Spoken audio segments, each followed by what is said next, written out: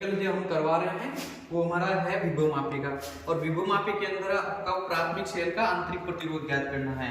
तो आपको यहाँ पे देखो सर्किट कैसे जोड़ना है इसको मैं आपको समझा देता हूँ। तो सबसे पहले जैसे हम दो विद्युत भाग बल की तुलना करते थे ना, ऐसे कैसे आपको क्या करना है, जैसे आपको बैटरी लेनी है तो बैटरी के अंदर देखो मैंने क्या किया, हमारे पास दो टर्मिनल है, एक तो धन टर्मिनल और दूसरा ऋण टर्मिनल है।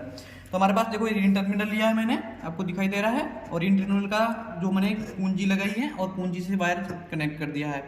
फिर दूसरा वायर हमने लिया है, दूसरा वायर हमने क्या किया, देखो इस कुंजी से निकाल के हमने, हमारे पास एक धारा नियंत्रक है, उस धारा नियंत्रक से देखो यहाँ कनेक्ट कर दिया है। दूसरा तार आप ऊपर नहीं कनेक्ट करोगे, जस्ट इसके नीचे कनेक्ट करोगे। तो हमारे पास ये दूसरा वायर मैंने लिया और दूसरा हमारे एक नेगेटिव टर्मिनल मान लिया और नेगेटिव टर्मिनल पे हमने क्या कर दिया, कनेक्ट कर दिया है। तो ये हमारा प्राथमिक सर्किट पूरा हो गया है। अब दूसरे सर्किट में क्या करना है, इसमें हमें आंतरिक प्रतिरोध ज्ञात करना है। और इस सेल में हम सेल ले रहे हैं, लैप्लासी सेल ले रहे हैं। कौन सा सेल ले रहे हैं, लैप्लासी सेल।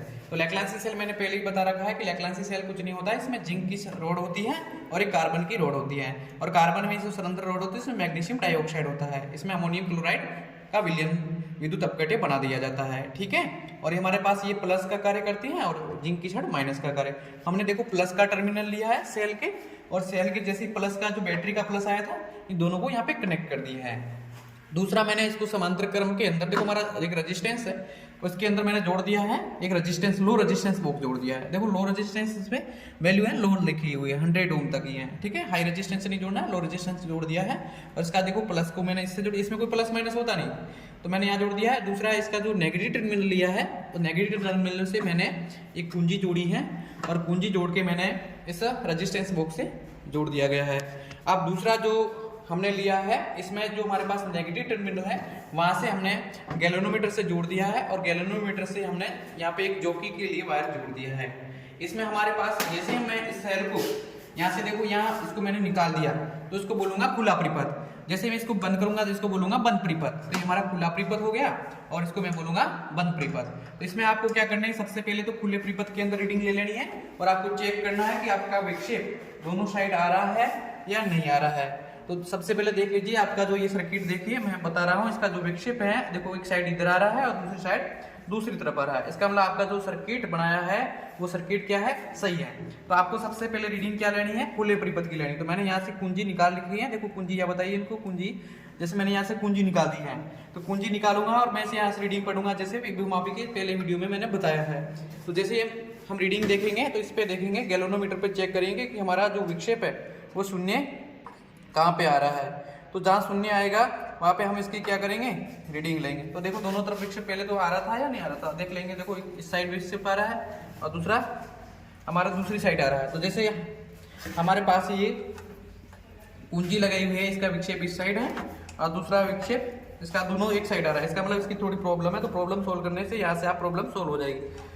तो ये आपके दोनों साइड विक्षेप आना जरूरी है, विक्षेप दोनों साइड नहीं आ रहा है, इसका मतलब आपका सर्किट के अंदर प्रॉब्लम है। देखो अब दोनों साइड आ रहा है तो मैंने क्या किया, सर्किट सही किया। अब सर्किट यदि आपके दोनों तरफ विक्षेप नहीं आ रहा है तो धारा नियंत्रक से आप विक्षेप को सही कर सकते हो।